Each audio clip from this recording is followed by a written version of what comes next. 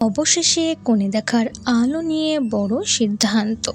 এই মুহূর্তে টালমাটাল পুরো টলিউড। টিআরপিতে ভালো থাকার পরেও বন্ধ করার দাবি উঠেছে কনে দেখার আলো ধারাবাহিকটি। তার কারণ হচ্ছে এই গল্পের লেখিকা নীলা গাঙ্গুলি।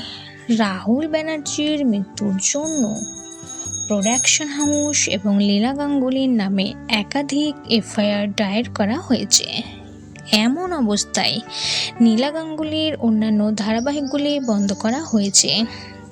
তাই কনে দেখার আলোর কি হবে সেটাই নিয়ে ছিল প্রশ্ন।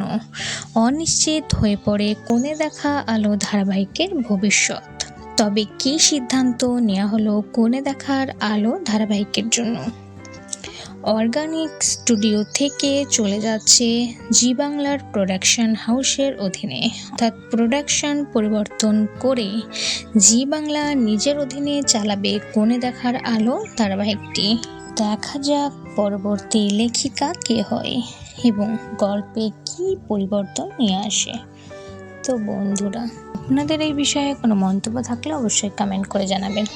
ভিডিওটি ভালো লাগলে একটি লাইক করবেন, চ্যানেলটি সাবস্ক্রাইব করে পাশে থাকবেন।